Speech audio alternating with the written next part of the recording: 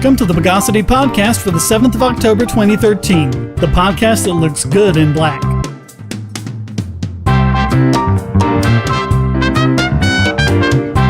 This is your host, Shane Killian, and joining me again this week are Dave Turcotte and Jonathan Loesche. Guys, welcome back to the show. Great to be back. Yo, yo, yo. So how are you enjoying this stateless anarchy we're living in now that the government's shut down? If only. What's stateless anarchy? But the government shut down. That means there's not a government, and that means we're supposed to have, universal Armageddon and live in a post-apocalyptic society, right? Well, I guess they're shutting down a mere 20% of all federal government activity is. I don't know what the hell they're smoking. I know FICA still got taken out of my paycheck this week. It's a pretty good start, though. Now, if we could make this permanent, I think we'd have a good start to things. However, there is one problem. Apparently now nobody can walk through forests, even private ones. Oh, really? What's happening? Well, apparently the NPS, or the National Park Service, is ordering closures of parks that don't even receive federal funding. Don't a lot of these parks make money for the feds? You would think so. I guess they decided that Stephen Colbert was right and we really do have to beware of bears.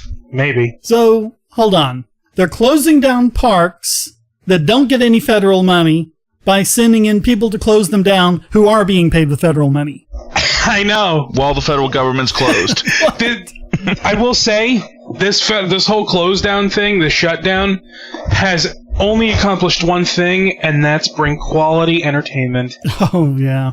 Well, one of the parks being closed down is Claude Moore Colonial Farm, and the managing director, Anna Eberle, said, quote, "You do have to wonder about the wisdom of an organization that would use staff they don't have the money to pay to evict visitors from a park site that operates without costing them any money. In all the years I have worked with the National Park Service, I have never worked with a more arrogant, arbitrary, and vindictive group." Doesn't that just sum up the federal government perfectly? Yeah. Indeed it does. I mean, this is just such craziness. There have been people who've been trying to shut down state parks. These are one of the few things that actually make the government money. It's just like the sequester from last year, the government isn't really cutting to the bone or shutting down. I know. What they're basically doing is they're just doing sort of a death by 1,000 paper cuts and finding the things that are going to have the most visibility, that are going to impact people the most on a sort of day-to-day basis without hurting them too badly, i.e. grandma's not going to get her Social Security check. The government can't even make money with a snack bar. Mm-hmm. And here's some things that are actually making money and they're closing them down. It's arbitrary, capricious. Not to mention, that's not even getting into the, like I said, with this happening, where we're shutting down parks that don't even receive a federal dime of money and are actually profitable. Right. But I bet you the corn growers are still getting subsidies. Mm-hmm. And another one who spoke out against it was Warren Meyer. He's owner and president of Recreation Resource Management, and he manages national parks and tenants, which are all 100% self-efficient and get no federal funds whatsoever. And he said, quote, "Yesterday, as in all past government shutdowns, the Department of Agriculture and U.S. Forest Service confirmed we would stay open. However, today we've been told by a senior member of the U.S. Forest Service and Department of Agriculture that people above the department, which I presume means the White House, plan to order the Forest Service to needlessly and illegally close all private operation. I can only assume their intention is to artificially increase the cost of the shutdown as some sort of political ploy. The point of the shutdown is to close non-essential operations that require federal money and manpower to stay open. So why is the White House closing private operations that require no government money to keep open and actually pay a percentage of their gate revenues back to the Treasury? We are a tenant of the U.S. Forest Service, and a tenant does not have to close his business just because his landlord goes on a vacation."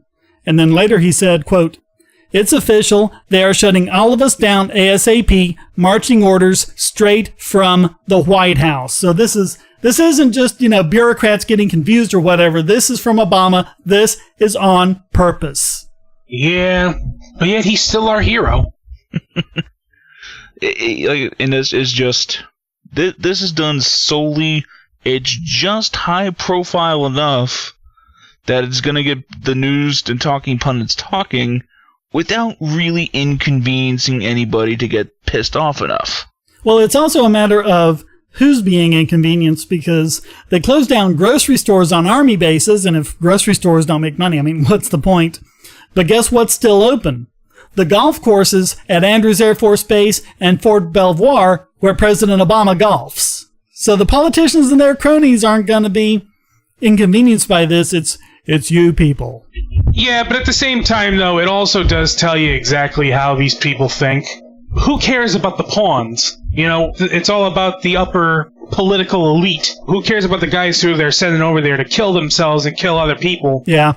Well, and it's just ridiculous stuff. I mean, the First Lady tweeted that she couldn't tweet anymore because of the shutdown. So because the government shut down, she can't pull up her computer and type 140 characters or less. I mean, how petty and childish can you get? Yeah, but of course the news media is still going to say, well, we got to blame one side or the other for this shutdown. They're not even going to talk about the fact that the whole thing is completely stupid to begin with. Well, I guess it could be worse. I mean, at least in theory, we can still at least go in and view the majesty of Mount Rushmore. Yeah, I mean, you can still walk around and look at it, drive up, take a look, and take pictures of them. They're not going to stop you from doing that. Well, as part of our lovely government shutdown, the roads are being closed that lead up to Mount Rushmore, with federal agents harassing people who stop to even go get pictures of the monument. Wait, what? They closed down the roads so people can't see Mount Rushmore? Yes. According to Dusty Johnson, Chief of Staff to the Governor of South Dakota, federal officials and the National Park Service have placed cones along highway viewing areas outside Mount Rushmore and are barring visitors from pulling over and taking pictures. No. This is The Onion. It has to be. Let me see this link. Unless The Onion changed their name to the Sioux Fall Business Journal. Oh, boy. So you can't even drive up and take a look at it. I mean... Oh, damn it, the statists were right. What happened to the roads? Well, no, the road is still there. I'm looking at this picture. And what they've done is they've put up traffic cones to block off this little place you can pull over to. It's kind of like another lane, except that it's separated by a median, and I guess that's where you can pull off to go and look. And they just set up the traffic cones to stop you from pulling over. That is like just one of the most hilariously absurd things I've heard about this shutdown.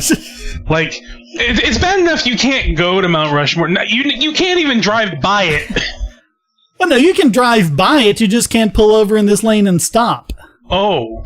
What sense does that make? How does that cost the government any goddamn money? Well, look at it. You just pull over into there, stop, take a picture, and, maybe stick your finger up to make it look like you're picking George Washington's nose or something, and then you drive on. There's no personnel there. There's nothing else. Doesn't cost them anything, but they had to pay someone to put down all these traffic cones. I mean, what? Well, it's like the people that we have to pay to guard the World War II memorial, and how people like, no, the government is shut down. How dare you try to come take a look at this? Oh, check this out. A spokesman for Democratic Senator Tim Johnson said, quote, "The best way to restore access to all national parks, including Mount Rushmore, is for Speaker Boehner in the House to pass a clean continuing resolution and end the government shutdown." Wait a minute. Isn't the only thing that has to happen here is you just take the traffic cones down? You can't do it without the law. Just why? Just why? I mean, people wonder why we call government incompetent and why we call them stupid and silly. It's stuff like this, folks. It's stuff like this. You say you have no money, that's why you had to shut the government down, but you're paying people money to do things that wouldn't cost them any money regardless. What is the matter with you people? I mean, if I stopped you from getting into your house or something like that until you paid me money or something like that, isn't that called extortion? Sounds like it, yeah, I'd say. And the people can have their national parks back when you pass the budget that we want, and that way we don't actually have to negotiate with you and compromise and come up with a deal and all this stuff. And then they have the nerve to say that the GOP is the one that's holding the nation hostage. Yeah. It makes no sense. I mean, it takes two sides to do this, people. Like the old saying goes, it takes two to tango. Yeah. It's their fault. If they would only do what we want, this would never have happened. What's that word I like to use again? Oh yeah, schmucks. You're all schmucks. You're listening to the Bogosity Podcast. Bogosity.tv and all of its services are hosted at GoDaddy.com. I've been a satisfied GoDaddy customer for over 10 years now. Their prices are great, and their 24/7 support is second to none. So I'm happy to be able to give you this special offer. Just sign up for any new domain, web hosting, email, or many other services and get 20% off by typing in the code WOWNOBOGON. That's WOWNOBOGON. Because there's nothing bogus about these savings on quality internet service. Get your own .com with a personalized email address or establish your online business in a snap, all for 20% off. And you'll help this podcast too. Just go to GoDaddy.com and use the code WOWNOBOGON. Welcome back to the Bogosity Podcast, and the other big item of news this week was that despite the shutdown, the Obamacare exchange has opened on October 1st. And Jonathan, you had a couple of stories about that? Well, let me first a little anecdote. Earlier this week I was having a bit of insomnia, so I decided, well, screw it. I'm going to go on healthcare.gov and see just what it takes to sign up for this. So I go first off and I click on sign up. Keep in mind, this is probably like 3:45 in the morning Eastern Standard Time, about when there should be the least amount of people trying to apply, you would think, right? First thing happens. There are lots of people applying. You need to hear and wait in line. Which that just... If Amazon.com and capitalism brought us the online shopping cart, it finally took government healthcare to give us the online waiting line.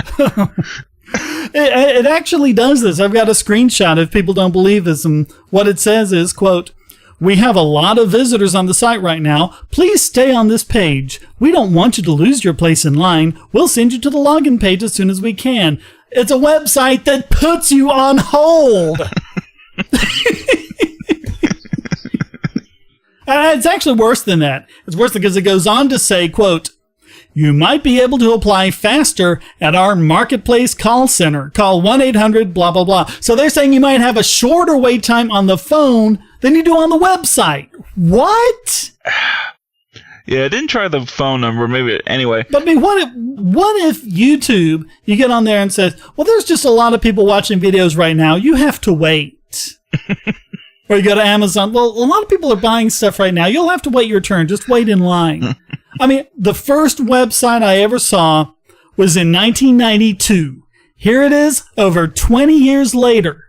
I have never, in all that time before this, seen a website that puts you on hold. I mean, really. I mean, even websites with, like, the worst server problems, you still get through faster. Yeah, I had this loaded up for like hours and it was still there. I mean, jeez.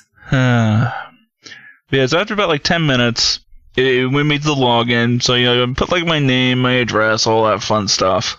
And then it goes to the next page it goes to is, okay, we have to ask you these 3 security questions. Ah, yes, the security questions. The security questions of... At a time when everyone else is getting away from security questions because it turns out they're not very secure. Yeah, well, the 3 of them... See, what happened with me was the little drop-down menus to select the security questions, they didn't build for me.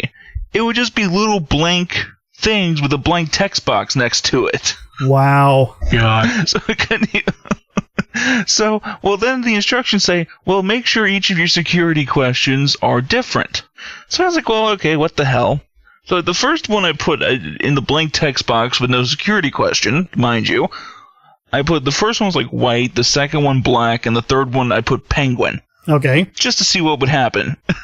I click submit, and it goes, "We're sorry. You put the same answer for all 3 security questions. You have to go back in line." Oh my God.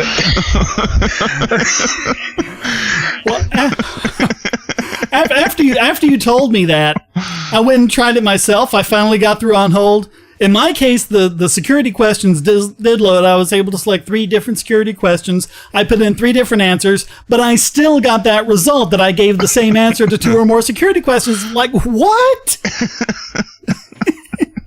I developed web apps for a number of different years. I would have been ashamed to have even shown that website to the client, let alone put it live on the internet. And what kills me about this is we're laughing about this, but yeah, at the same time, I mean, I just saw this on the local news a couple days ago because they were talking about how there were glitches on the website, and you know, with something this big, you're not going to be able to get it perfect. Oh, jeez. There's perfect, and then there's functional. Yeah, so I mean, there's imperfections, and then there's major fail. I mean, I read one of those stories said, well, you know, there's just so many people coming out. No, this is not a problem caused by too many people coming on at one time. This is a problem caused by your code not working. Mm-hmm. So after about 3 or 4 times of me just the same repeating, like I said, we have to wait. Oh, and by the way, after it does this and it sends you back, you have to put in absolutely everything all over again. Mm-hmm. Yeah, you have to wait in line, put in your information, all that again. All of the information. It doesn't remember any of it. I tried it a second time, and then it said something like, the system is currently unavailable, try again later, and again have to start all over again. Mm-hmm. Yeah, so after, I think it was like 4 different times, because I had nothing else better to do at this point, it finally was like, okay, you're personal now. Yeah. It's between me and this website. Yeah. It's like, okay, you're in Florida. You go to the federally funded marketplace. And after that, it timed out. Oh my god. I just like... I was kind of just... I forget exactly what I clicked on, but I was just going around looking around at the site, and I don't know what I clicked on, but I got a 404 page that telling me it couldn't find the page not found page. What? So I went to a page. It couldn't find the page. It came back with a 404 error. It tried to serve up the 404 page and couldn't find that one either. Oh my god!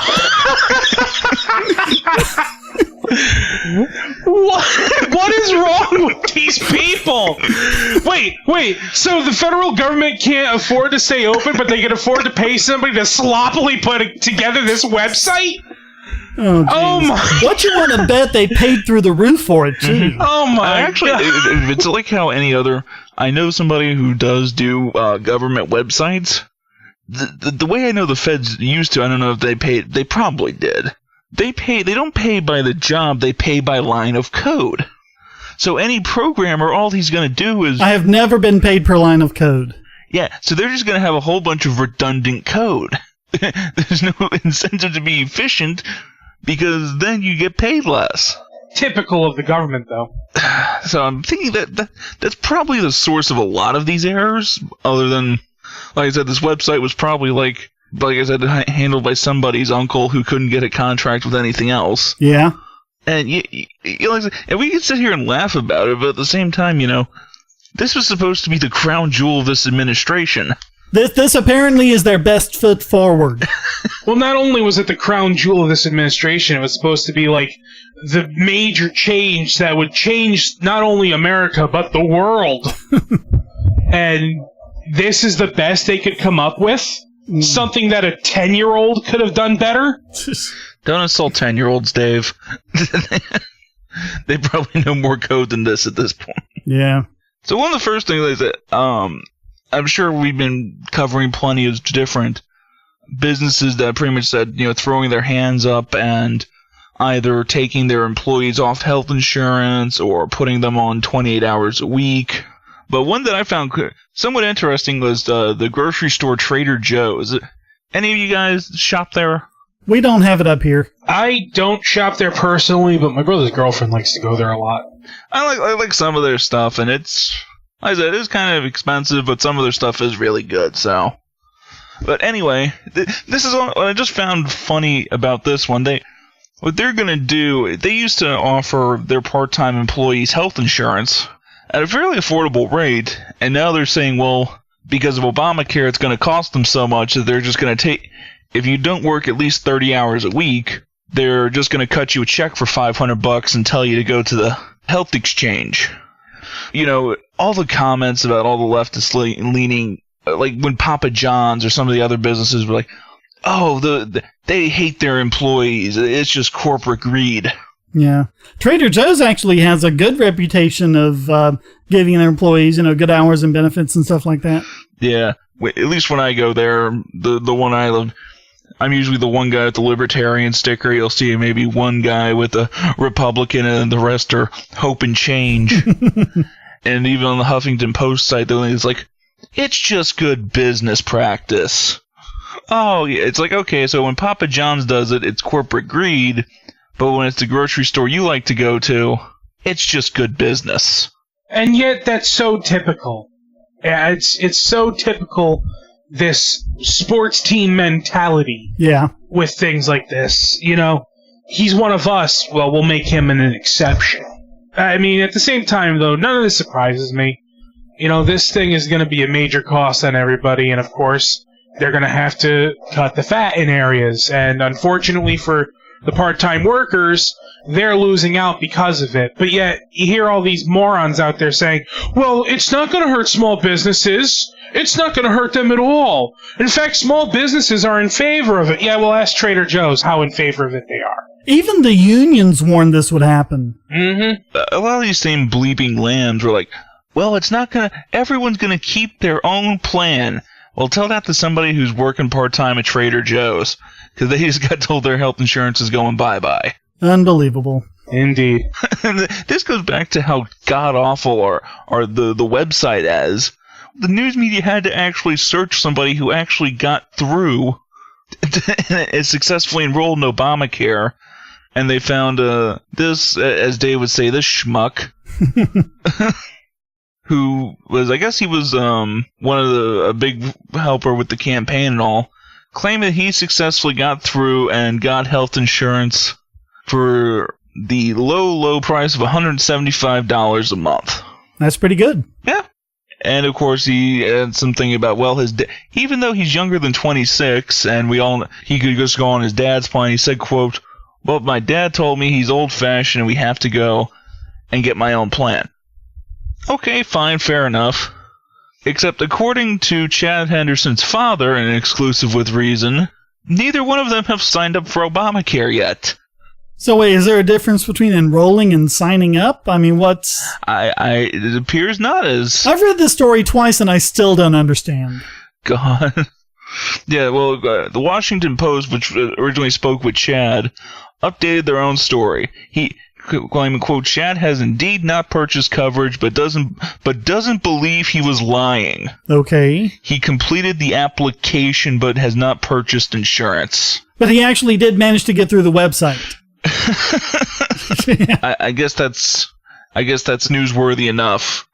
The Washington Post, called him the Obamacare enrollee that tons of reporters are calling. As if he's the only one they could find?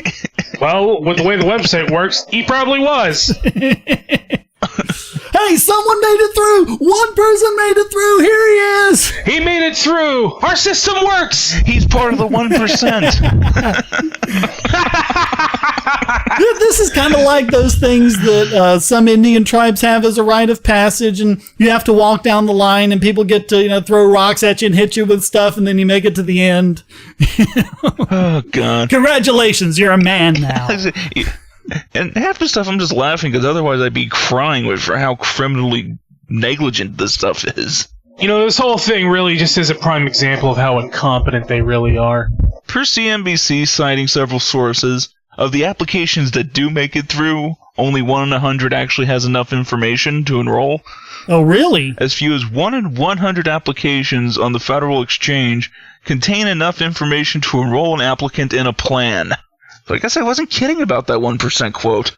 Isn't that the whole point of going through that whole thing in the site that you and I couldn't get through, was to give them all the information? And so you're saying after go through all that, they still don't have enough information? Well, let's see.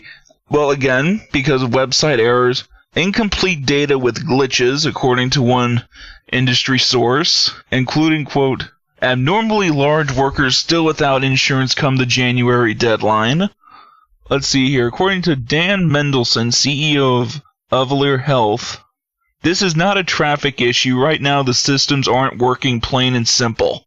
The Affordable Care Act was passed in 2009. They've had 4 years to work on this. They can make a new iPhone in 4 years. They can make 2 new iPhones in 4 years. Actually, didn't the first iPhone come out like 2008, like the 2G version? And now we're up to what? Is there a 6 now? iPhone 6? No, the 5S just came out. Oh, okay. But still, that's 4 or 5 iPhones. Oh, jeez. Not to mention things like Android. Yeah, in the same time frame that they've had to get Obamacare right, cell phones have gone from being maybe something used to call and text to basically being your entire life. Think about that. Oh, here it is. Bobby Koritala, Chief Product Officer of Infogix, quote, 100 people submit their application. One of them goes all the way through the processing. A big chunk of them are being held. They need to get more clarifying information. So you're right. It is the 1%. God. You either have to laugh or you cry about this. Or both. You're laughing so hard that you're crying. Don't you have to have it done by the end of the month in order to have a plan that'll be effective January 1st? Mm-hmm. They have until December 15th. Oh, okay. So they've got like 2 more months to get all this act together, and then there's going to be a rush before the 15th to get in. Yeah, and then there might actually be traffic issues if you... All right, guys, you got between December 13th and December 15th to enroll in a plan. We finally got it working. Oh, God. You want the government in charge of healthcare? Well, there you go. This is what you get. But it's affordable. Mm-hmm. If only those evil Republicans wouldn't defund it. Yeah, it's because the government shut down, so all of a sudden the website's iffy. The sad part is we make jokes about that, but they probably would blame that. If we only didn't have to pay people to set up cones to stop them from viewing Mount Rushmore, we could have more IT people to get the Obamacare website up. Yeah. Oh, God. You're listening to the Bogosity Podcast. History is written by the winners, and so apparently is economics. That's why there's Liberty Classroom. Probably the best single learning resource for history and economics on the web, Liberty Classroom teaches U.S. history, Western Civ, and economics from actual university professors. There's lots of free material to get you started, including introductory lectures on all these subjects. And when you sign up, you'll get the full site's content for just $99 a year, less than the price of 2 cups of coffee a month. And if you type in the promo code Bogosity in all caps, you'll get your first year for just $88.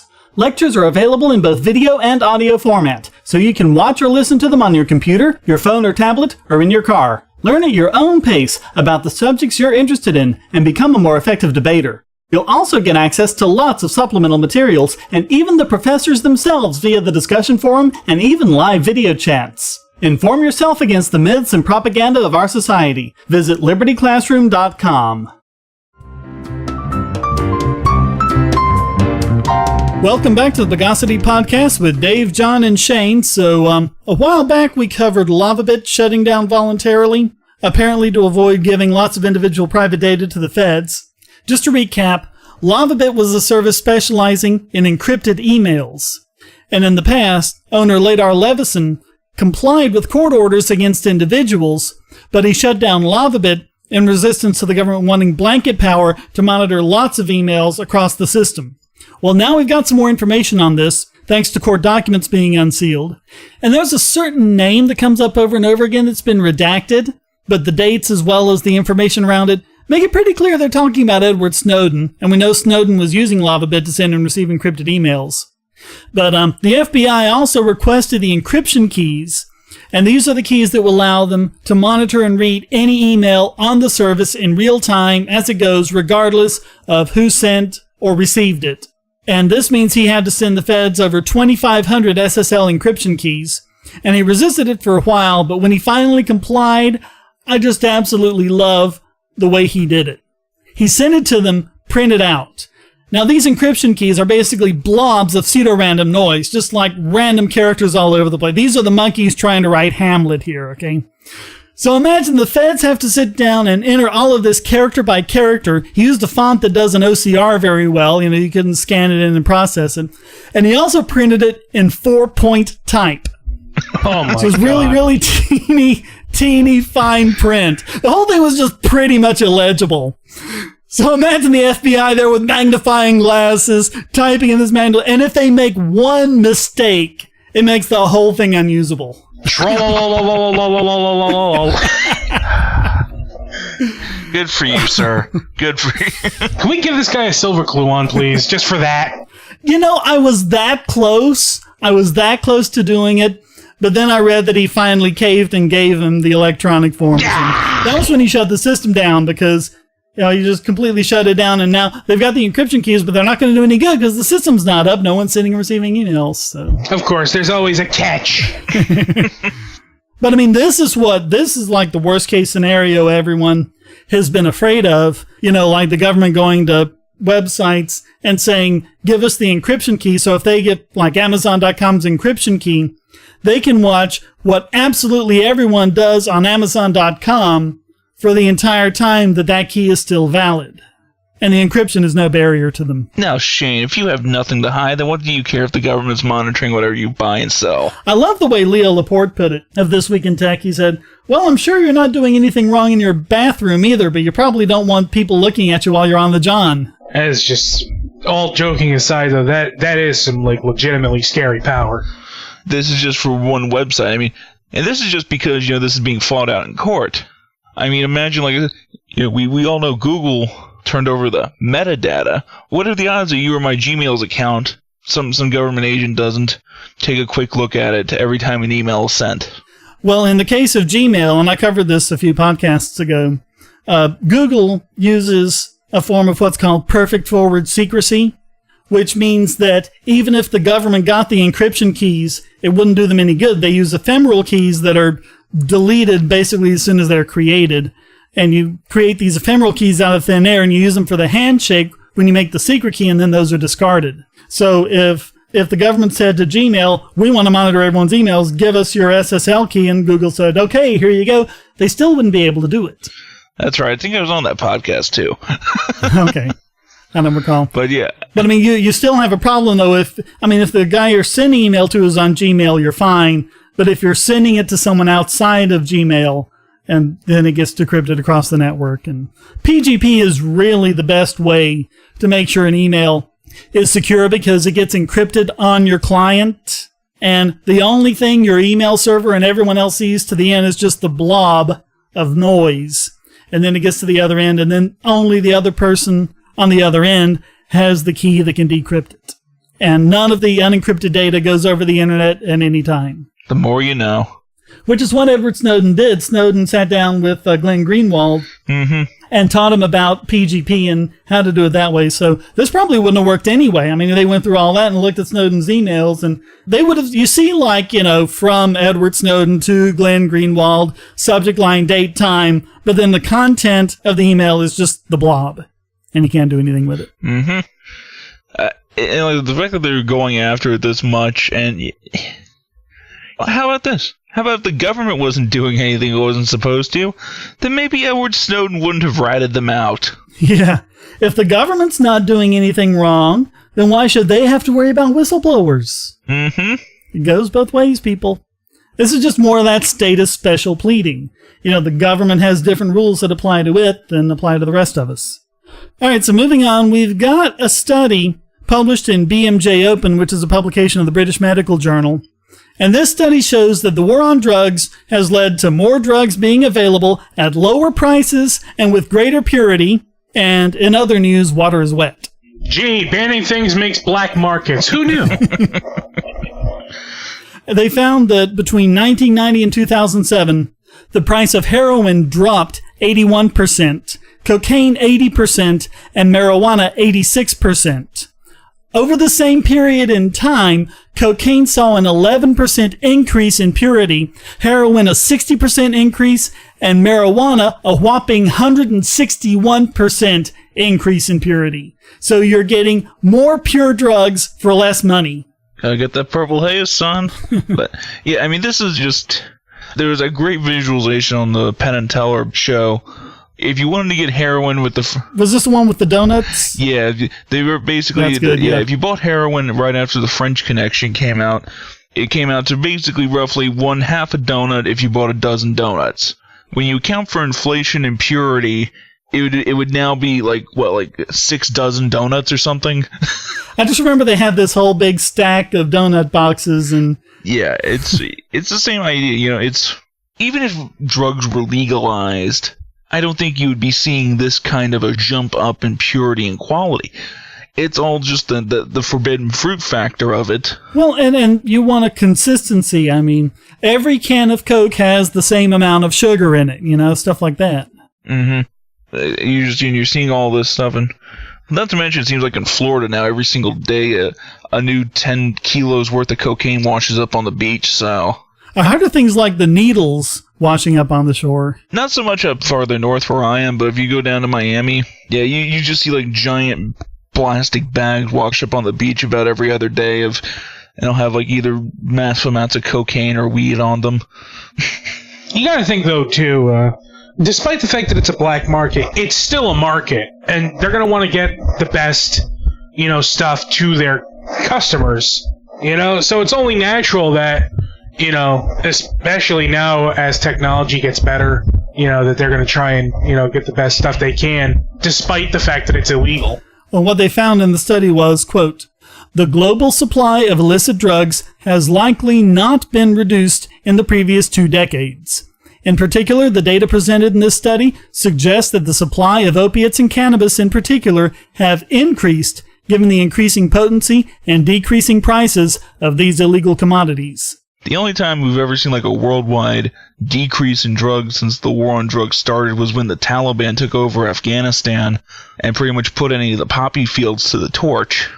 So if that's our only time we've seen a market decrease for any drug, what does that tell you? Well, I think then people just moved from opium to other forms of drugs. Mm-hmm. But the study concluded, quote, with few exceptions, and despite increasing investments in enforcement-based supply reduction efforts aimed at disrupting global drug supply, illegal drug prices have generally decreased, while drug purity has generally increased since 1990. These findings suggest that expanding efforts at controlling the global illegal drug market through law enforcement are failing. But we knew that already. Black markets, their very existence is pretty much counter evidence to the fact that prohibition works. Not just their existence, but how easy they are to form. I mean, they sell drugs in prisons, for crying out loud. But they closed out the study saying, quote, it is hoped that this study highlights the need to re-examine the effectiveness of national and international drug strategies that place a disproportionate emphasis on supply reduction at the expense of evidence-based prevention and treatment of problematic illegal drug use. I mean, we've covered this before, in just peer-reviewed journal after peer-reviewed journal, just everyone saying that this doesn't work. What's it going to take? Well, I mean, let's be honest, there is more to it. They're going to keep protecting the war on drugs because it's also an issue of budgeting. It's given local police stations excuses to have military-grade weaponry and bigger budgets. And the ability to take people's property through asset forfeiture and kind of pad their books with it. Exactly. They get all this drug money, it goes into their budget. They seize, cars and houses and sell them and keep the money. Absolutely. Mm-hmm. As long as the war on drugs still exists, they're basically set monetarily, and they don't want to lose that cash cow. You're listening to the Bogosity podcast from Bogosity.tv. You say you don't like Bitcoin? Why not? Oh, because it's not gold. No problem. Just go to coins.bogosity.tv and you'll be taken to Coinable, where you can buy gold or silver coins or bars with your Bitcoins, with literally up-to-the-minute spot pricing. Now there's no reason not to jump on the Bitcoin bandwagon. Whether you're a Bitcoin miner, service operator, Bitcoin business owner, or market speculator, you can get gold and silver from reputable dealers. And Coinable has Bitcoin liquidity for fast processing of your order. Coinable even utilizes a special shipping infrastructure to ensure that your investment arrives safely at your door. And you know what? By going to coins.bogosity.tv, you won't pay a penny more, a Satoshi more for your purchase. But you'll help this podcast. You can even sell your gold and silver for Bitcoin as well. Coinable is your Bitcoin to gold marketplace. So go to coins.bogosity.tv and start turning your Bitcoins into gold now. Welcome back to the Bogosity Podcast. We are John, Dave, and Shane talking about this week's biggest Bogon emitter. And this week it goes to Ed Schultz of MSNBC, who thinks he knows the real reason why the government shut down. Let me guess. Racism. Well, hear it for yourself. Make no mistake, this is not about the deficit. The Republicans never went after the deficit the way this president has. This is not about the budget. This is all about one thing: obstructing this president. To come to the conclusion and to have a big summary to the people that this president is not legitimate. He is other. We're not going to let him succeed. The backdrop of hate groups that are growing in this country because there's a black man in the White House. Called it! Could have made money off of that one. I know. But, it seems like this is all they have now. Yeah. Whenever anyone disagrees with them, they could just shout, racist! Yeah. Or bigot, or prejudice. And yet they act like this somehow makes them win the day. I mean, Shane, you and me, we will live in the South. I mean, you don't really live in the South, though. You live in Florida. It's not really South. Jacksonville is more southern Georgia, but I digress. You get up in the Panhandle, it gets really southern, like Alabama southern. Mm-hmm. But it's like cross-burning hasn't all of a sudden become picked up in the last 4 years, at least I can recall. No. What kills me is that Ed Schultz, or people like Ed Schultz, which, by the way, Schultz sounds a little similar to schmuck, so... But morons like this, they seem to think that ever since Obama got into office, people suddenly developed a thick Southern accent. We're like, I hate that black man in the White House. Yeah. That's not what happened. No. That's not what happened. I'm in Connecticut. I'm pretty far up north, and I can tell you, I don't like Obama, and it's not because he's black. It's because he continues these stupid wars. He continues to steal from people. He continues all these insane nonsense policies that his predecessors did. It has nothing to do with the fact that he's black. It has to do with the fact that he's a politician. But I ran into this early on because one thing I've said with basically every president ever is that the best thing he can do for the economy is keep his cotton-picking hands off it. And so I said the exact same thing when Obama got elected. He needs to keep his cotton-picking hands off of it. Oh, you're a racist! You said he's picking cotton and black people picked cotton! It's like, people, my ancestors picked cotton, so what? This whole thing has been happening since day one. I remember back in 2009 when the Tea Party first started, when Keith Olbermann was still relevant. He had Janine Garofalo on the show, and she was saying the same thing. These aren't people who are mad about taxes. These are people who are mad about a black man being in the White House. And when Olbermann pointed out that there were black people who were at the Tea Party, she said they were suffering from Stockholm Syndrome. You've got to have an out for every single thing that happens, just like the homeopaths, just like the chemtrail people. There's never any way to falsify your statement. Nope. And he went on to say, and it is our duty as Americans to make sure that nobody comes along later on and rewrites the history books. No, because we need to get the fix in now before they're written so that no one can challenge our misinformation we're putting in.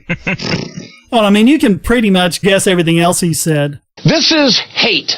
And now this hate is coming to your doorstep. And he also used phrases like Tea Party garbage. As opposed to Democrat garbage? Yeah. Oh, no, wait, never mind. I can't say that. The president's a Democrat. That must make me racist. Yeah. God, well, this goes back to the Southern Poverty Law Center. Thank you. Yeah, Southern Poverty Law Center. They're the ones really pushing this idea that, oh, well, if they're anti-Obama, then they obviously have to be anti-black, anti-this, anti-that. Like, the big one they keep pushing is the Oath Keepers. I don't know if you guys are familiar with that one. Oh, yeah. The guy who... the guy who's the head of the local chapter here is a 50-year-old retired Marine gunnery sergeant who's African-American. Yeah. It's... But the Oath Keepers, didn't they start back in the Bush administration? Exactly. They weren't racist then, but then all of a sudden now they're racist. Well, see, it doesn't count. Yeah. Everything that happened from the dawn of time to 2008 didn't count. But the Southern Poverty Law Center has always done this. I mean, heaven forbid you say bad things about the holy saint Abraham Lincoln. There have just been professors who have gotten up and talked about the garbage he did, like shutting down newspapers that were critical of the war, putting editors in jail, all the things he did against Northern citizens protesting the war, using the military to put him down, throwing him in jail, things like that. Talk about all the tyranny he did, and you automatically get labeled a racist just because of that. Because you went against Lincoln. Mm-hmm. And that must mean you're a neo-Confederate and you're in favor of slavery and you want to whoop black people and make them pick your cotton and all this. Yeah, you know what? This just comes down to the fact that these people are excuse makers. They'll come up with any excuse to discredit anybody who tells them the truth about their holy messiah. Yeah. And the fact is, folks, Obama is not great. He never was. We were warning you ahead of time, and you chose not to listen, and now all you want to do is make excuses. Well, that's actually what he said. This is about trying to make this president be viewed in the history of this country as a man who couldn't succeed. As if anyone needs to do that other than just let him fail. The sad truth is that history will probably look back on him and claim that he was great, just like they did to FDR, just like they did to Lincoln, because that's the kind of manipulating that they like to do. But the fact is, the people who were here and the people who actually paid attention outside of their own personal team of choice will be glad to tell you that this one was a failure, FDR was a failure, Lincoln was a failure and a tyrant, and the fact is, it doesn't matter what your little personal preference is with political parties and all that crap. The truth will always be the truth, regardless of whatever spin you want to put on it. Well, I want to give him a special irony award for this one. So where are we? We're just the taxpayers. We're just the American people that just have to put up with this obstruction. So what? I don't know. I'm not really putting up with much of anything. My life seems perfectly normal. I mean, I suppose if I went walking in the woods, they might try to stop me, but I mean, what, as if taxpayers don't have to put up with them taking half our income to do all this crap in the first place, and they still can't be on a budget. They're still running up the credit card. We got the debt ceiling. We're reaching the limit of the debt ceiling here in a few weeks, I think, and, what you want to bet we're going to hear the same kind of thing about that? There is an element of serious racism here. This isn't about the deficit. This isn't about the budget. This is really about avoiding the real issues, and that's why Ed Schultz is this week's biggest Bogon emitter. All right, so let's stick baseball cards into the spokes of this week's Extraordinaire. And this week, it goes to Saudi Arabian Sheikh Saleh bin Saad al-Luhaydan. And I'm probably pronouncing that name wrong, but I don't care. This guy doesn't deserve to have me pronounce it correctly. I mean, really, I hope I mangled the pronunciation. Anyway, so, women apparently aren't allowed to drive in Saudi Arabia. And the reason why, according to, say it with me, Dave, this schmuck, this clod, this nincompoop, this moron, this idiot, this dummy, this... what are you? You are not a person! Hold on, we haven't heard from him yet. I already know, but still, just explain it. Quote, it could have a reverse physiological impact. Physiological science and functional medicine studied this side and found that it automatically affects ovaries and rolls up the pelvis. This is why we find for women who continuously drive cars, their children are born with clinical disorders of varying degrees. Can anyone say citation needed? That's a perfectly reasonable explanation. Shane, what are you talking about? Yeah, it rolls up the pelvis, whatever that means, and does something to the ovaries, even though they're completely internal and surrounded by all sorts of soft tissue. You know, it's funny, too. This isn't even the first time I've heard a really dumb reason to ban women from driving. Like, one time I heard they said that if you let women drive, it'll make men gay. Wow. That's not even a joke. That actual statement came out of somebody's mouth with pure sincerity. But what can you expect from a moron who would burn a science book because it wouldn't, coincide with his religious beliefs, and then try to use science as an excuse for his own bigotry? Well, and this was in response to a petition signed by more than 11,000 women, which says, quote, "Since there are no clear justifications for the state to ban adult, capable women from driving, we call for enabling women to have driving tests and for issuing licenses for those who pass." So I guess what he's trying to do is provide that clear justification. You know what the saddest part about all this is? We make jokes about how this guy is a moron and everything, but he represents a government that this country is allied with, and many people in this country say that we need to go over to the Middle East to take care of these other countries that are being oppressive to women and all this stuff, and yet we let this one just sit here and act like they're our friends. Oil money does tend to buy that. Yeah. You know what the weirdest part about all this is? According to the head of Saudi Arabia's religious police, Abdul Latif al-Sheikh, there actually is no prohibition against women driving anywhere. There's no text in the law or anything like that. It's just something that politicians and judges have just been doing on their own. Kind of sounds familiar when you think about it. Well, yeah, it's just like Catch-22. It's not the law. Catch-22 was not written down anywhere, but it makes it more dangerous because everyone believes it's there, but there's nothing you can actually repeal. Yeah, that actually is kind of scary now that you're thinking about it. Yeah. Still, though, just the fact that something like this was even muttered by somebody's mouth, just unbelievable. But then again, what can you expect? This al-Luhaydan. I think there's something nicely ironic about using a Jewish insult against a Muslim. It's almost laughable, but the fact is, while we're sitting over here laughing about it, there are people over there who have to deal with this kind of crap on a daily, if not hourly basis from this oppressive regime. The fact that you have somebody this moronic running it, or at the very least having any kind of say in it whatsoever, is depressing. All of that makes Sheikh Schmuck Saleh bin Saad al-Luhaydan this week's Idiot Extraordinaire.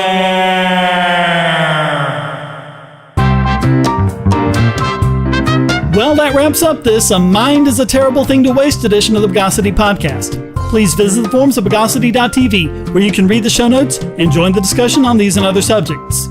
This podcast is free, but not free to produce, so please donate via PayPal or Bitcoin at the top of the Bogosity.tv website or down the right-hand side of the podcast page, and give generously to keep this podcast going. And if you'd like to contribute to the podcast, just send a question, statement, news article, or rant to podcast@bogosity.tv. Put it in an audio file, and if it's good enough, it'll get played right in the podcast. Thank you for listening, and thanks once more to my co-hosts, Dave Turcotte and Jonathan Loesche. It was fun. Cheers to another week of anarchy. I am really upset, though. I still have yet to see one naked orgy in the streets. Yeah, I'm honestly disappointed by the lack of locusts, the lack of rivers of blood, the lack of raining frogs, the lack of the firstborn being killed. All right, until next time, here's a quote from Joseph Heller's Catch-22. The country was in peril. He was jeopardizing his traditional rights of freedom and independence by daring to exercise them. The Bogosity podcast is licensed under Creative Commons Attribution Non-Commercial No Derivative 3.0 Imported License.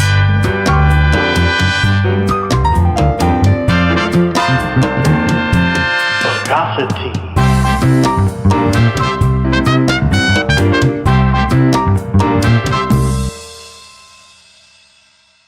Do you want answers to creationist claims against evolution? Would you like to know more about evolution yourself, or even engage creationists more directly, with actual peer-reviewed sources to back you up? My book, How Evolution is Scientific, is designed to show the basics of evolutionary theory and how it is so well supported using the scientific method. It's impeccably sourced, with references to the actual scientific material, and is arranged using the creationists' own criteria of what is scientific. Using their own arguments against them, see how evolution is scientific, but creationism is not. Based on observations, accurate predictions, logic, and evidence. Get answers to common creationist claims, and even a primer on abiogenesis, the start of all life. It's all in my book, How Evolution is Scientific, available at Amazon and on Kindle, EPUB, and PDF as well. Get How Evolution is Scientific and never be taken in by creationists again. Would you mind if I give a Catch-22 quote? Go ahead. All right. Major's father was a God-fearing man whose idea of a good joke was to lie about his age. He was a long-lived farmer, a God-fearing, freedom-loving, law-abiding, rugged individualist who held that federal aid to anyone but farmers was godless socialism. He advocated thrift and hard work and disapproved of loose women who turned him down. His specialty was alfalfa, and he made a good thing out of not growing any. The government paid him well for every bushel of alfalfa he did not grow. The more alfalfa he did not grow, the more money the government gave him, and he spent every penny he didn't earn on more land to increase the amount of alfalfa he did not grow. Major's father worked without rest at not growing alfalfa. On long winter evenings, he remained indoors and not mend harnesses, and he sprang to bed at the crack of noon every day just to make certain the chores would not be done. He invested in land wisely and soon was not growing more alfalfa than any other man in the country. Neighbors sought him out for advice on all subjects, for he had made so much money and was therefore wise. As ye sow, so shall ye reap. Amen. Great book.